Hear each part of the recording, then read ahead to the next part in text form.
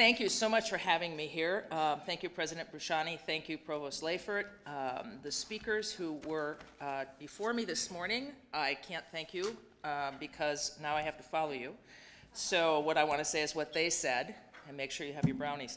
I'm a little bit of the outlier here today, and at first when Laura McDaniel asked me to come and join you, I couldn't quite figure out where I fit, but now I realize it's because you needed to have somebody up here so you could blame the media.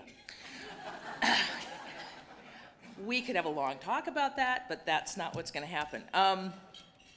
I am not a leader of an institution. I'm not only an outlier in that I am not in a position of power at a university. I don't have anything other than a bachelor's degree. Provost Leifert said that he thought everybody here outranked him. I'm sure everybody here out-degrees me.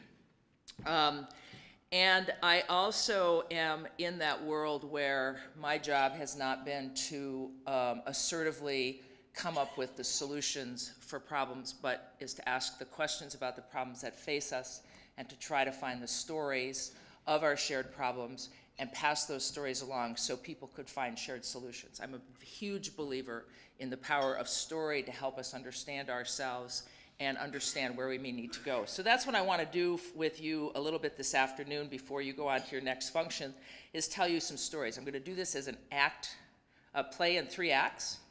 The first act is going to be a little bit about me and a few other things. The second act is going to be about a woman named Fong Yua. And the third act is going to be about the West Plain dorm girls and Gabe Murfitt.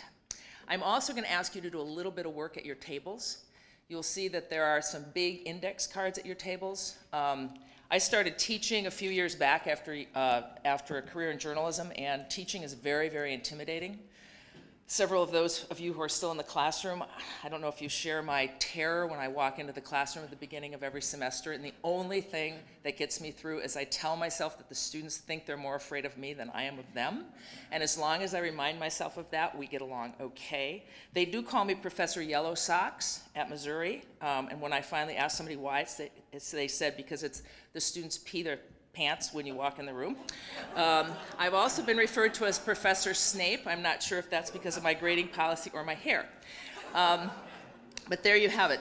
The cards on your table are to get you to start taking action or encourage you to commit to some action as part of this good thinking. Dr. Cruzado raised several provocative questions, and I'm going to pose a couple of other questions to you, but I'm going to ask you to go to the next step and actually commit something to paper. When I did start teaching, I did some research on how to teach, and I learned that adults don't learn well unless they have to do. Younger people have the developmental capacity to learn by listening or learn by viewing.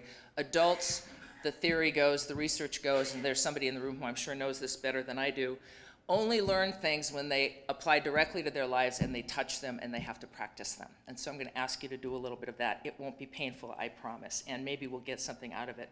I want to quote Dr. Eisern from this morning. The danger of being a journalist is you're always listening for a new lead, and I heard about 15 this morning, but I've settled on this one. He talked about the notion of willed acts that create history and of imagined communities.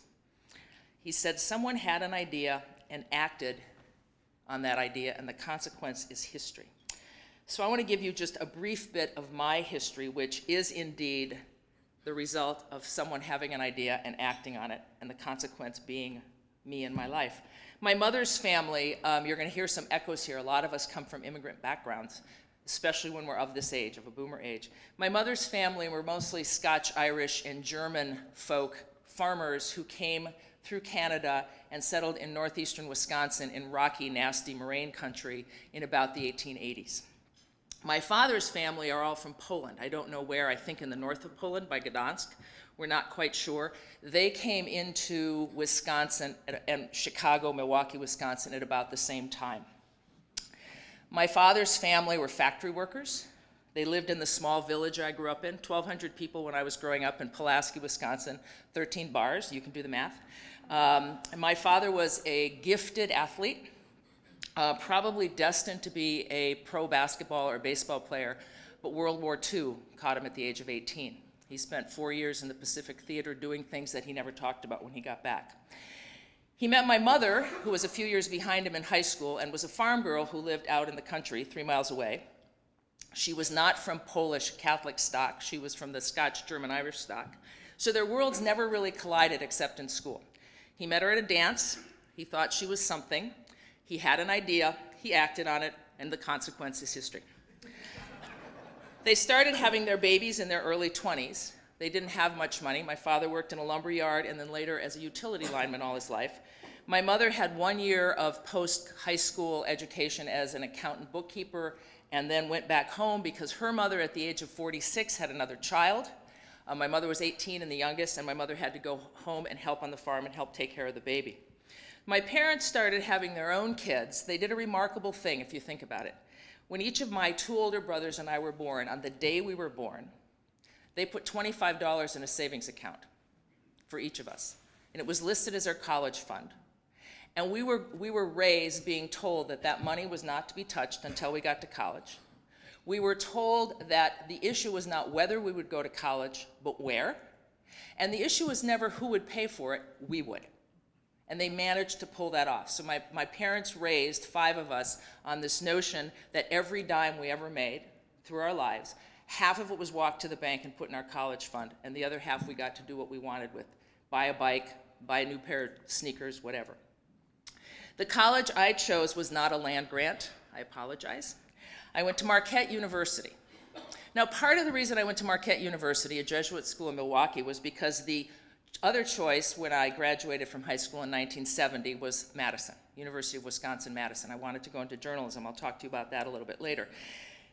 Those of you who are un âge certain know what was going on at Madison in 1969 and 1970 when I was about to apply for college. They were blowing up buildings. My father was convinced that I would land on the front page of the Wisconsin State Journal, not with a byline, but with a picture protesting some outrageous act that the government had fomented upon us. So Madison was off the books. The other reason I ended up at Marquette, quite frankly, was because they gave me more money. It was actually cheaper for me to attend a private university in the early 1970s than it would have been to go to the University of Wisconsin-Madison. All that said, if I look at my history, there's very much a land-grant mission and a land-grant sensibility to it, especially as I listen to all of you talk about the rich tradition that you all believe in here. Here's my life with the land-grant mission at work. My mother's family came into this country through Canada and ended up with 4 40s. I grew up on a farm playing in the back 40. We plowed the front 3 40s. I picked rocks. I pulled mustard. My grandparents were dairy farmers. They worked the land, they lived the land. They sent their children off, who then sent their children off to be able to go to college and get off the land. My father's family was literally granted land by the Catholic Church. A land speculator in Poland went to the church in Poland back in the 1880s and cut a deal with the church. And he said, I want to take some people to the New World, and I want to make some money as a land developer. And I will buy a plot of land, and I will cede you, the church, 1/4 of it if you will send people to live on the other 3/4. My village, Pulaski, Wisconsin, to this day has the largest rural Catholic church in the United States. 1,200 people in my town. I think the church holds 3,000. Big shadow over my life, that church, all my life. It was a land grant, literally a land grant, saying we can't live without this land. We have to have land to build a nation. The opportunity that came out of those different types of land grants was indeed, as you've heard over and over and over today, education. It was an education that allowed us to move beyond the farm, that allowed us to get down from the utility pole that my father climbed for 45 years. I became a journalist in part because I was born before Title IX. I wanted to be an astronaut. I was too tall and I was female. I wanted to be an athlete. I was female. I wanted to be an architect. We were not allowed into shop class in my high school. If you couldn't get into shop class, you couldn't learn drafting, which means you couldn't go to architectural school. I was born before Title IX took effect. I became a journalist. There's a story behind that. I'll tell you later. Here's the other thread to my land grant history. Her name is Deborah Howell. She was the editor of the St. Paul Pioneer Press and, side story, married to Peter McGraw, who some of you know from your own world in land grants. Deborah was an editor in St. Paul when I left the Minneapolis Tribune, the paper I had always wanted to work at, and joined the scrappy, crappy little St. Paul Dispatch. Deborah's story goes directly to land grants. Her father was a rancher in San Antonio, very poor. Hard, rocky, nasty, dry land in Texas. And in sometime in the 1930s, her father headed off to the University of Missouri to go to journalism school. He had to interrupt his education halfway through to go back home to Texas to help his parents farm the land during the Great Depression. They couldn't afford to let him stay. But he had fallen in love with journalism, and so after things got stabilized and the war was over, Deborah Howe's father became a radio journalist. And when Deborah was a very, very small girl, he would pile her into the truck and they would drive all over Texas because part of his job was to cover the ag industry. And he would go from extension agency to extension agency, and he'd be on the radio talking about what was going on in the land, talking about crop prices, and Deborah would go with him. She grew up, attended the University of Texas, and eventually followed a love affair to Minnesota, was at the Minneapolis Star, left, went to the scrappy and crappy papers across the river, and decided that she was not going to be restrained by being the smaller paper or the lesser paper or the paper with less money or less prestige. She was going to go out and knock down some Pulitzers and change some lives. And indeed, over the next 15 years, that's exactly what she did. I was fortunate enough to come into her orbit. She became my mentor, my editor, my dear, dear friend. And working through her, and because of her, I ended up winning a Pulitzer in 1988 for AIDS in the Heartland. Here's how it happened. I had been covering gay rights issues and therefore, by extension, the AIDS crisis, starting in Minneapolis in the early 1980s. I wrote about the first 3 guys who were willing to talk about dying of AIDS in Minnesota. We got nothing but grief from the public for these stories. They weren't interested in reading about those people and that lifestyle. When I left the Minneapolis Tribune and I went across the river to St. Paul, I took those sources and that coverage area with me. Nobody else wanted it. Nobody was interested in talking to, spending time in that community, or writing about it. We wrote story after story after story after story, but as happens in the press, mostly we were writing about public policy, we were writing about money, we were writing about debates in the schools, about whether or not gay people should be allowed to educate children. And then Rock Hudson died. Rock Hudson dies, 1985. Deborah Howe, prescient editor that she was, scrappy little thing, called me and another editor and the medical reporter into her office and said, "This is our window of opportunity. We've been writing about this subject, but nobody can get to the heart of the story. And now that Rock Hudson's died, the world is paying attention. People have to recalibrate how they think about other people because Rock Hudson dying of AIDS was so at odds with what we knew of Rock Hudson as the movie star, as the box office idol." And I said, "Okay, what do you want us to do? We've been writing about gay rights and AIDS for 3, 4, 5 years. What is it you want us to do?" She says, "Here's how I want to frame this." This was 1985, remember. She says, "We are always behind social rights movements in this country as journalists. We are always reactive. We are always chasing the story. I want to be ahead of it." I said, "Great. How do you do that? It's not been done before." She says, "I want to pretend it's the year 2000. I said, "Okay." And she said, "And I want to stipulate that there are 4 major things that are going to firmly influence, change, and challenge the United States in the next 15 years. And gay rights, HIV, AIDS battles are going to be one of them." I said, "Okay."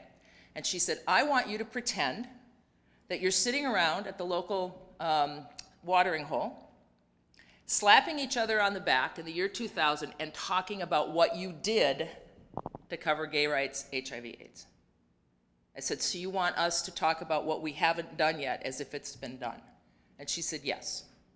She sent us off, 3 of us. An hour later, we came back. We had about 65 stories on a list. And one of them was a diagnosis to death, walk in their shoes story of someone who was living and dying with AIDS. That became AIDS in the Heartland and won the Pulitzer. What I learned from Deborah that day was how to spin forward and look back, how to not let all of the things in front of us stop us from envisioning what we could have done if we could look back in our rearview mirror and say, wow, we did the right thing. Turns out that Deborah had a very Justin Morrill-like vision. She had the common sense to recognize a problem in front of her. She had the creativity to envision solutions, and she had the courage to act on that vision. That's a rare combination, but to me, that's what it sounds like the Morrill Act did. As I said, journalism has a long history of not being able to do that. Deborah refused that box. She refused the culture of restraint. She leapfrogged over the future and dared to see it as the history that we could help create. In Star Trek terms, and I have to refer to Star Trek once in a while because I think of most life as, Star Trek is a metaphor for most things in life. I have friends in literature who say there are really only two storylines in history. A man takes a journey and a stranger comes to town. I once asked, what about boy meets girl, boy loves girl, boy loses girl? And they said, well, that's a man takes a journey and a stranger comes to town. Okay, fair. But Star Trek is indeed a man takes a journey and a stranger comes to town. The story of Jesus Christ is a man takes a journey and a stranger comes to town. Most of our archetypes are that way. The key is what you do along that journey or what happens when that stranger comes to town, how you react to it. The other reason that I want to reference Star Trek is because if you know the story, you know about the Kobayashi Maru, right? Who in here knows the Kobayashi Maru? All right. The brief version is in Star Trek. All the cadets get trained at the Federation Academy, and they all have to take the Kobayashi Maru, which is this test that challenges their critical thinking and problem solving. And they all flunk it. Nobody's ever passed the Kobayashi Maru until Jim Kirk, the hero of our first Star Trek series, comes along. And Jim Kirk beats the Kobayashi Maru. And he's accused of cheating and brought up in front of a Federation tribunal. And he says, but I didn't cheat. I changed the game. I changed the game. He looked at it, and it was an unbeatable test, and he said, I don't believe that there are unwinnable situations in life, so he changed the game to make it winnable. Is that cheating, or is that saying, I'm going to be creative and figure out door number 3, figure out a way around, figure out that not all obstacles in front of us have to stop us. There is another way if we can only be creative. Deborah found a way to beat the Kobayashi Maru. We won a Pulitzer doing a story of 2 gay Minnesota pig farmers who died of AIDS. Now, why is that relevant? One of them lived just over the border, was a teacher at Moorhead, PhD economist. Both of them were farmers from western Minnesota, not far from here. One of the reasons that that story was significant was because it was told in this part of the country, not in New York or Miami or San Francisco, where AIDS was easier to talk about, where gay rights was more in your face. It was told in the heartland. It was published in, of all places, St. Paul, Minnesota, blue-collar, Catholic, Irish St. Paul, Minnesota. After we won the Pulitzer, I was on the usual speaking circuit to several newsrooms, and no matter where I was, some reporter in the crowd would say, well, that's all fine and good, but our editors would never let us do a story like that. It's 1987 and 88. AIDS was still at its apex, and people were still terrified of the virus, terrified of it. And I'd always say, well, is that true? And they'd say, yeah, they'd never let us run it. And so I'd look around the crowd and I'd say, are there any editors in the room? And usually in the back, there'd be some big dog editor. And I'd say, Mr. Big Dog Editor, your staff here doesn't seem to think you'd run this story. Is that true? Would you not have run this story? Everywhere I went, the editor said, well, we think it's a fine, important piece of journalism, but we wouldn't have done it here. Our audience isn't ready for it. Our audience isn't ready for it. It was happening. It was happening in the backyards of Minnesota and every other place in the country, and they would say their audience wasn't ready. To me, that's cowardice. That is not the Kobayashi Maru. That is not saying we're going to boldly go where the problems exist today and we're going to find solutions to them. More important to me than the Pulitzer was that that story touched lives, touched hearts, and it changed minds. It also prompted awareness and action. 25 years later, I'm still asked to speak about the story. 25 years later, the generation that were children of the two men who died when we followed them, the photographer and I followed them to their deaths, are now getting in touch with me to try to find their family histories. 25 years later, there are programs in schools and churches throughout Minnesota that were based on how the people in that story acted in their communities, in their small communities. So that's where I want to stop for a minute and pause, now that we've established the Kobayashi Maru and door number 3, and common sense to see a problem, creativity to find solutions, and the courage to act. And I want you to grab your little pieces of paper. And what I'm going to do is take just a couple of minutes, and I want you to pretend that you are the visionaries of history. You are the ones looking back and imagining what you had done. A lot of that was framed for you already this morning as you talked about the huge challenges you faced. Provost Leifert referred to the easy problems that have already been solved. I think the problems that they faced 150 years ago probably seemed as daunting as the ones we face today. I think they're just coming at us faster today, and they're global. We can't just say we can solve a problem in this geography. The internet has literally blown up geography.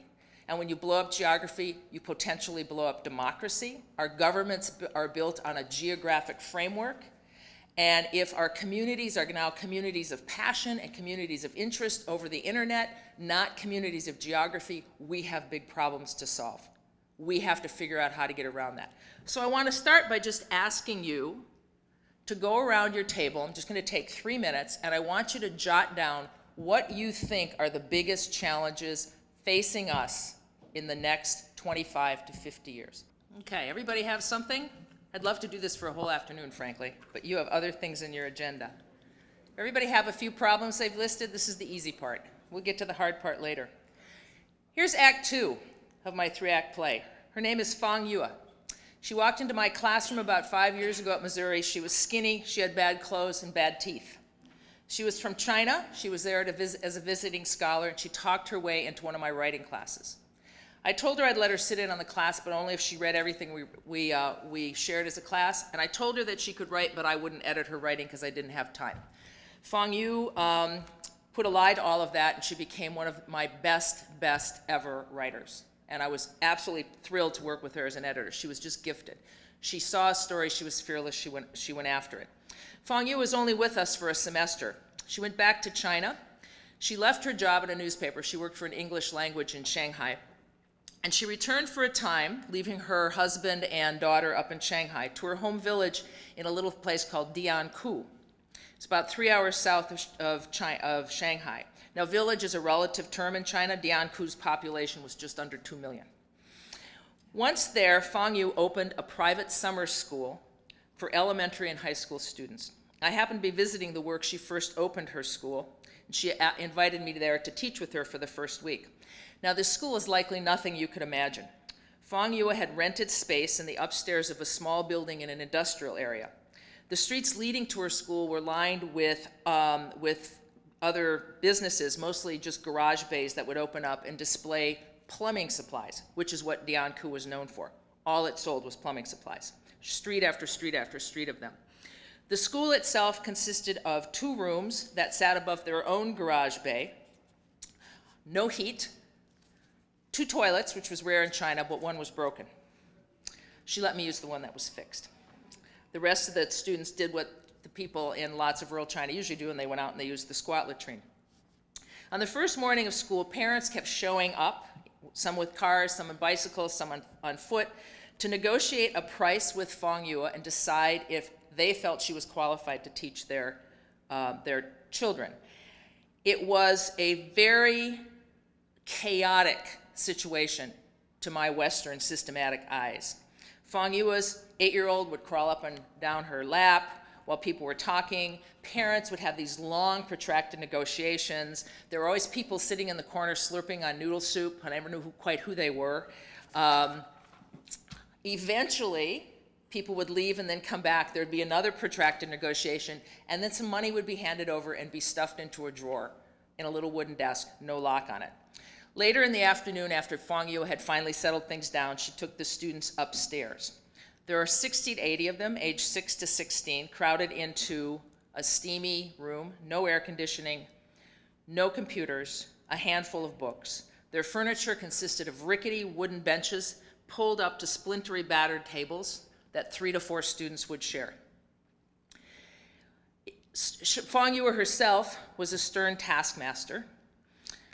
Most learning was done by repetition and memorization, and her only tool was one chalkboard. It sounds primitive by our standards, stereotyped and cliched, but it was far from it. As I visited day after day, I started to see a different story emerge. To build a faculty, Fong Yue had hired, at no pay, 6 young women, all students at a local university. They lived together in a room at Fong Yue's parents' house, which was atop a warren of shanties up above a hill that looked over Diankou. They slept on the concrete floor in the unfinished upstairs of Fong Yue's parents' house. They bathed and washed their hair from a hose and a bucket on the concrete patio. They ate from shared bowls around a wooden table oily from years of use. At school each day, Fong Yue and her 6 faculty members taught, in front of that blackboard, English, math, geography. Fong Yue, as part of the tuition, fed all of her students and all of the faculty and anyone else who would show up. They all got a hot lunch of fish and vegetables and rice each day. Her kitchen, a brazier, 2 woks, and a rice cooker out behind the building. Her cooks, her mother and mother-in-law. As the children studied maps of the world and learned their sums, the 2 women squatted in the hot sun over the brazier, clearing and steaming fish, dicing and stir-frying vegetables, and always, always there was rice in the cookpot. 2 women, 2 woks, 60 to 80 hungry mouths. Somehow there was food aplenty for the students, the teachers, a large knot of relatives, and anyone else who happened to stop by at any time of day. I realized it was like watching a modern-day miracle of the loaves and fishes. But what was really being multiplied behind that dumpy garage every day was not so much food or even numbers or even English. It was possibility. Every one of those students was there because their parents wanted them to have a shot at acceptance to a good university. Those parents somehow came up with the 300 or 400 yuan of extra money it cost each month to send their kids to work with Fong Yue. Some, as I said, came in cars, some came on bicycles. Some of the kids went home at night to sleep with their family on a single kang, which is basically a platform in a garage, a single garage-styled sized room. And the kang was bed, it was chair, it was table, it was platform. Everything happened on the kang, and the only heat was a brazier under the kang. Somehow they found money and ability and the will for school. Now, we know by now too well the story of Chinese industry and expansion. I see the other end of this story all the time, as I'm sure you do, in the many, many Chinese students who enroll at our universities. Many of them come to Missouri, many for journalism. But what not as many of us see is how that happens. One woman, Fong Yue, identified a need in her community and then figured out a way to meet that need. She didn't let bureaucratic red tape, which is endless in China, stop her. She didn't grow discouraged by her lack of computers or broken toilets or the long, hot days. If parents couldn't afford the tuition, Fong Yue worked out a schedule that allowed their students, their kids, to come to school part-time, maybe in the morning, maybe 2 days a week. She was endlessly flexible and endlessly creative as long as she reached that end goal. I suppose you could call my friend Fong Yue an entrepreneur or a businesswoman, but the woman I got to know was so much more than that. She was an innovator, a problem solver, a believer in possibility, a doer who turned possibility into pragmatic acts that made a difference. She was a creator of better futures, a savvy navigator who figured out the system and learned how to work around it, an adventurous lover of learning. Someone this morning referred to educators as people who never stop loving to learn. That was Fong Yue. During her time at Missouri, it became her habit to book a ticket on one of the scam megabuses that rolled around until recently, and for $2 or $20, take weekend quests around the US, to Washington, D.C., to Chicago, to Kansas City, to Niagara Falls. She usually slept on the bus.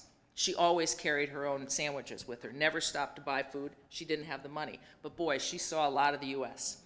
I still remember the day she burst into my office after a trip to Kansas City where she happened upon a museum that had a display of the region's troubled racial history, from pre-Civil War days through civil rights. She was stunned at the willingness of America to commemorate its darker past, something quite rare in China. She came in another time after spending hours in a library reading everything she could find on the demonstrations and subsequent violent crackdowns at Tiananmen Square in 1989. There were accounts that she had never heard back home in China. They fed her hunger to learn the truth about her country. Not that she loved it less, she just wanted to know it better, and then to give others the tools to do the same through her journalism and through her teaching. The government shut down Fong Yue's school about 3 years later. She actually voluntarily shut it down after government bureaucracy and government fees and government expectations became so onerous that there was no longer any point because she couldn't spend her time teaching, she could only spend her time filling out paperwork. Now, we might be able to get smug about that, but I have a relative who's been part of, longtime kindergarten teacher, who is in the second part of her career, has been tutoring, teaching English to young people who are behind in the public schools in St. Paul. It's a wonderful tutoring program where kids got one-on-one tutoring so they could have a better shot in high school and college. She sent me a note recently that said her program has been shut down because the bureaucratic burdens and paperwork of No Child Left Behind left them no time to teach. I thought of Fong Yue a few days ago when I was reading the Washington Post package on the 40th anniversary of Watergate, another important anniversary for us to mark. Reporters Bob Woodward and Carl Bernstein teamed up again to update the story of the Nixon administration with new documents they have discovered or that have been made public over time.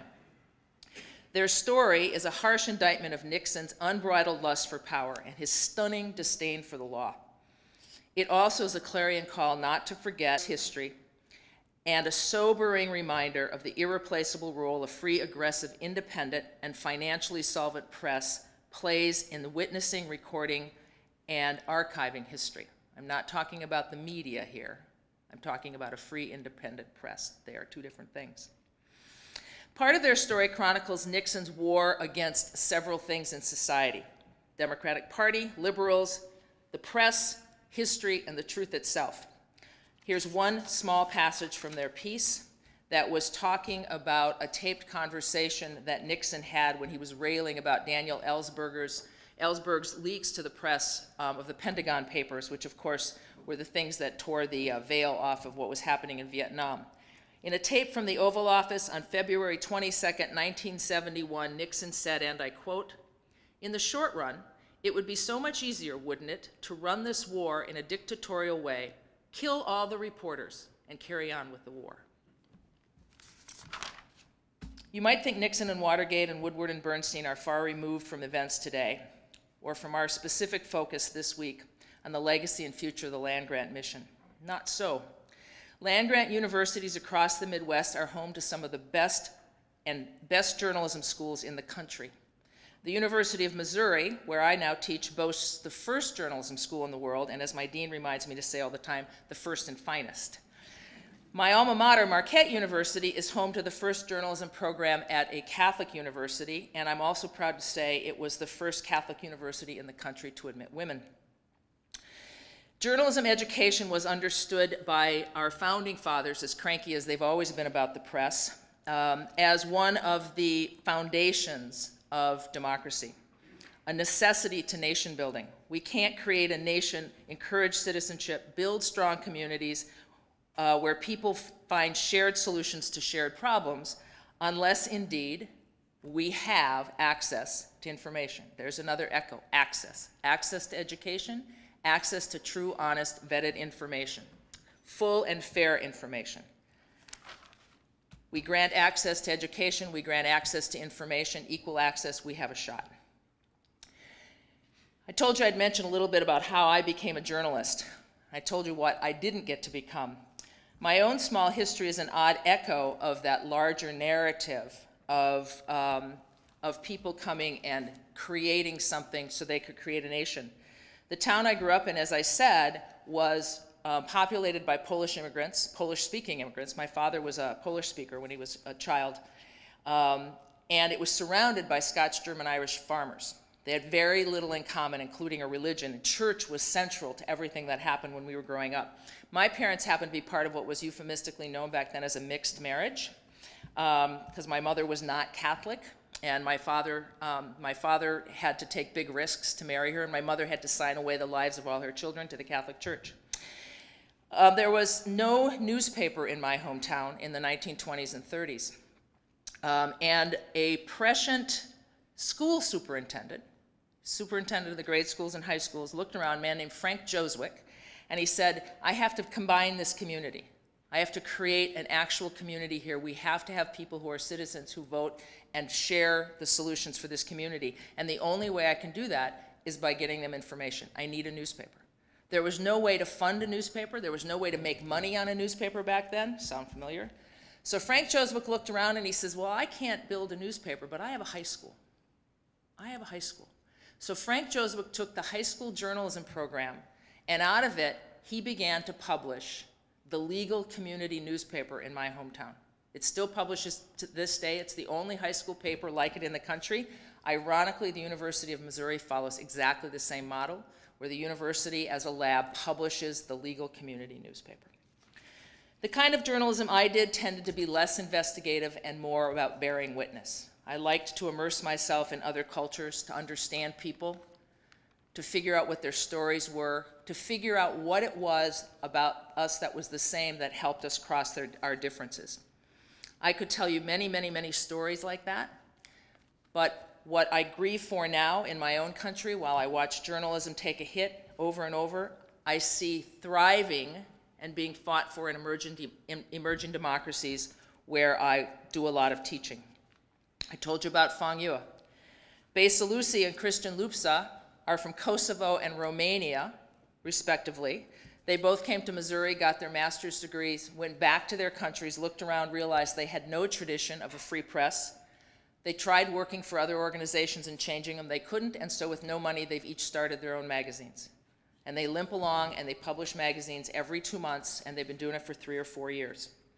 Zhang Wei was another Chinese visiting scholar I met at Missouri.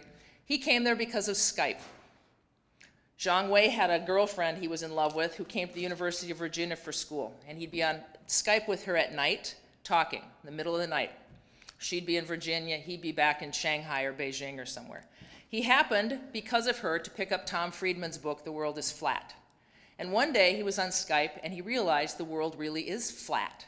I can go to America and be with my lover. He came to America, he ended up at Missouri, the girl dumped him. He was heartbroken, but he decided he was in love with the idea of an American education and of journalism that was free and independent, something he had never seen in his country.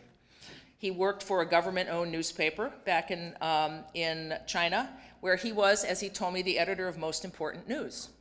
And I said, well, what does that mean? And we were going back and forth. His English wasn't very good. And finally I said, you mean you're the editor of Page One? And he said, no, I'm the editor of Most Important News. And he handed me his card, and sure enough, it said, editor, Most Important News. He was the Page One editor. Zhang Wei wanted to stay in the United States. He was, again, one of my best writers. He did incredible stories. He understood things. He understood idiom. He had trouble with pronunciation. He tried 5 times to pass the TOEFL, and he couldn't because the people monitoring the TOEFL couldn't slow down enough to understand him. Zhang Wei went back to China, where he's working as a journalist. He has quit and walked out of 3 newspapers because government influence has been too much. He does this at the risk of his career and possibly his life, but he's doing it. He loves his country, and he sends me notes, and he says, I love my country enough to want to help tell it the truth, and I'm going to devote my life to doing this. So my next question to you, as you go forward, is where is the Fang Yue, the Christian Lupsa, the Besa Lucy, the Zhang Wei in you? What is the part of you that, as an individual, can step up and find a solution that defies the problems in front of us? What could you do, collectively, institutionally, and individually, if you were to say, here are some of the solutions? Here are some of the things I would write. I would invest in early education as if our very future depended on it, because I think it does. When you teach at the college level, you recognize that it's the elementary and the high school and even preschool level that we need focus attention on. I would make immersion in another culture a core part of any education, and that might include travel overseas. Our nation has this incredible diversity, and if we could embrace it and understand it, imagine what we could stitch together. There's no other place in the world like it. I would listen to and honor other people's life stories and help them learn to understand and tell their own as a way to getting to our shared truths. I would teach listening, presence, and empathy as a core part of an educational curriculum, and I would make critical thinking and collaboration the foundation of all learning. I might want to propose a program in which work is embedded in a college education. My brother went to General Motors Institute. It's no longer called that, and it was an engineering school in which students worked for 6 weeks, and then they went to school for 6 weeks, and then they worked for 6 weeks. He came out of school with great skills, with a strong work ethic, and with no debt. He had to work to go to school. I don't know why we can't do more of that. One of the things that you all have talked about a lot is the agricultural history of the land-grant mission and land-grant universities, and there was talk about how the land grants were developed literally to feed a nation. Well, what if in the future we went back to that, but what we were feeding was the poverty of the soul instead of the poverty of the stomach? On that note, I want to share 2 closing acts with you. We talk a lot about this wonderful kind of nostalgic, romantic immigrant journey that many of us have benefited from and are part of. We also are talking to each other. We're preaching to the choir here. And we all benefited from a college education. This big debate going on in our country now that you referenced several times about whether or not a college education is worth it or not is extremely, extremely distressing. And I want to talk just briefly about what we're up against, the people who we are leaving behind, because if you look at stories like this, you have to understand that we all pay the price for this. This is a story done by a Romanian who is now a master's student who works with me at Missouri. I took a group of students and I sent them across Missouri to ask the question of millennials, people between the ages of 16 and 32, what their American dream is. If the politicians are debating the future for the young people, maybe we should stop and ask young people about their dream. We are talking directly now to the people who are being told for the first time in this country they are not going to be as well off as their parents. So we went out and talked to them, and the Romanian student I worked with, Samina Mistrianu, comes from poverty herself, deep poverty in Romania, spent a lot of time in southern Missouri at Missouri State University in West Plains, a 2-year university, a 2-year college in West Plains. And I want to just read you the beginning of her story. She spent 3 months following 4 girls who she met who were very good friends at the dorms. And she started it back in February. There was a party at the dorm Friday night. The kids got together, had some drinks, and then went off through the March chill to join the West Plains night scene. They danced at the club and came back to the dorms after 1 a.m. Some of them went to bed. Others had more drinks and talked the night away. They ended up in rooms other than their own, on couches, in restrooms, in showers, in beds. When they finally woke up Saturday around noon, they showered, grabbed lunch at the cafeteria, and updated each other on last night's events. They lingered over cigarettes and stories. Then they went back to their rooms to kill a few hours until Saturday night and the next party. Among the partiers, Katie Costello, Tecumseh Rawson, Samantha Price, Heather Hopkins. A tight clutch of friends at Missouri State University, a 2-year college in the heart of the Ozarks.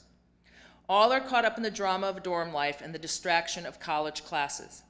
All are trying to find a way out of West Plains and into their dreams of well-paying jobs, loving families, and bigger cities. Katie wants to graduate from college, then work at something she's passionate about while she builds a family. What that something is, she's not sure.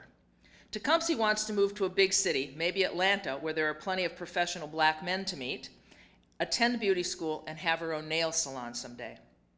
Samantha wants to become a paramedic and own a restaurant. Heather wants to become a psychologist somewhere far, far away from South Central Missouri. They are the kind of goals, vague, romantic, idealistic, and unformed, common to college-age kids everywhere. But for these 4, dreams of the future play out against the realities of the past, underscored by a background etched in profuse poverty, indifference to education, and lack of discipline or ambition. These 4 young women typify a demographic handicapped to fail. Millennials who grow up in the Central Ozarks, an area with high rates of unemployment and meth addiction and low rates of advanced degrees. They were raised in families where welfare was more common than steady work. Now it's their turn, their time to try to shake off the inheritance of poverty and inertia to build happy, independent lives for themselves.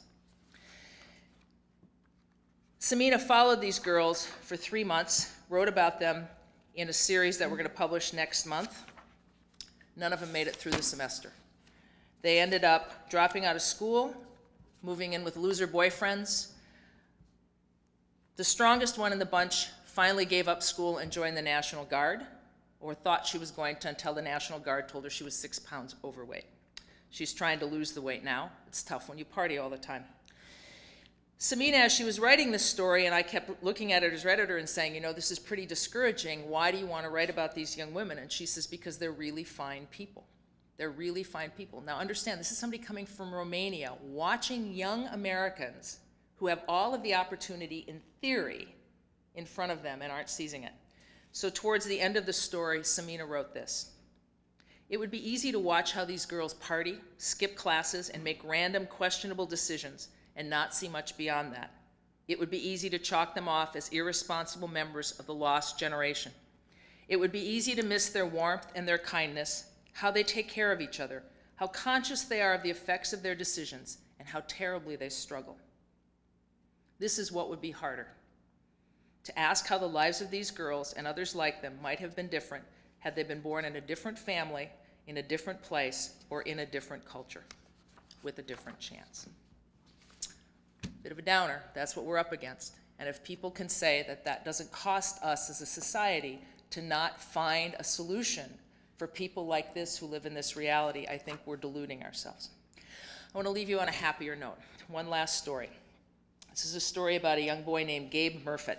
And the story behind Gabe is that he was a little handicapped boy from the suburbs of Seattle who ran around in a little powered wheelchair.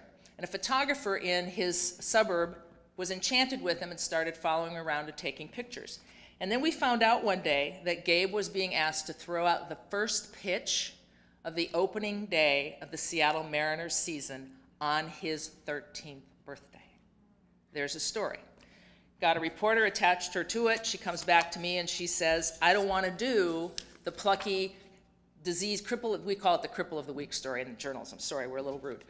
We do all these stories about plucky kids who overcome obstacles. She says, I don't want to do that story. I says, well, why not? She says, because it's a cliche and I think this kid's got more going for him than that. I said, okay, well, what do you want to write about? She said, well, I want to write about a universal. I want to write a story other people will relate to.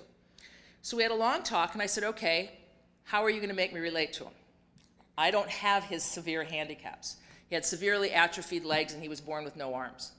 He had hands but no arms. And I said, I'm not ever, God forbid, going to know what that's like. So we had this long talk about what do we all have in common when we turn 13. And I pushed her and I pushed her and I pushed her and finally she said, oh my God, you don't want me to talk to him about sex, do you? And I said, well, he is kind of reaching that age where he's going into puberty and it is kind of a universal thing and maybe you should ask his mother if she's talked to him about it, but think about it. This is what she came back with, and to me it is a story of all those things we talked about. Common sense to recognize a problem, the creativity to find solutions, and the courage to act on those solutions. And I'm just going to read you the opening part of it. It's called Growing Up Gabe by Kara Solomon of the Seattle Times. For years, they sat behind him in class. They brushed past him in the hallways. They giggled in the corners of the cafeteria. Gabe Murfitt didn't really see him, and then one day he did. It was the first dance of his junior high school career. The girls were clustered in a knot at the center of the gym.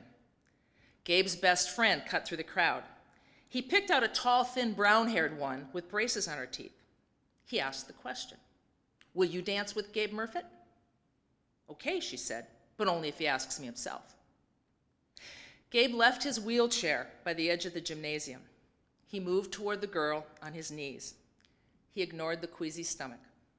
He asked her to dance. She said yes. And then she said, how? Even now, 6 months later, he can't believe he did it. She did it. He asked her and she did it. She got down on her knees and danced. I looked over and all these girls were staring at me, said Gabe, who asked her later for a second dance. They were looking at me like, how can he get a dance and we can't? Gabe Murfitt is ready to be 13, ready to pull away from his parents, ready to start dating girls, ready to become a teenager. But his body is not built for independence. He can't go to the bathroom alone. He can't dress himself in time to catch the morning bus. He can't comb his hair without help from his mother. This is a fact of Gabe's life. He was born with malformed legs and with hands, but no real arms. It is a fact Gabe has acknowledged, then ignored. He has played baseball. He has played the drums. He has danced. He has done all these things differently from the average 7th grader, but he has done them nonetheless. It takes some thinking, that's all, some strategizing, like the after-school dance at Leota Junior High. The machine-powered wheelchair was too risky, Gabe thought. What if he drove over the girl's foot? So he went with walking that day, using his knees like his friends used their feet. When the music kicked in, Gabe could not reach far enough to touch the girl's waist, but her arms were long enough. She could touch him, and she did, resting her hands on his shoulders. They swayed back and forth on their knees. I was freaking out just to ask her, said Gabe. Second time, no biggie. The story of Gabe and the girl who danced with him is a story of inspiration for all of us, I think. I use it a lot when I'm discouraged about journalism. It's about access. It's about having the common sense to recognize a problem, the creativity to see new solutions, and the courage to take action. More importantly, it's about meeting people where they are and finding answers together. Gabe and his girl found their own Kobayashi Maru. They shook off the shackles of restraint and went for possibility. They created their own imagined community on that sweet night of young romance, and they helped shape their own future history. Gabe, by the way, went on to play in the high school band. He went to the prom. He's now in college. He recently wrote and published his own book about his life. You can find it on Amazon. I leave you with the challenge, collectively and individually, to dare to be as courageous as Gabe and that young girl. I also leave you with these last 2 mantras from Star Trek, the ones that always guided the captains who flew boldly out into the future to explore a new world and to make a difference, even when everything seemed against them. Engage and make it so. Thanks for having me here today.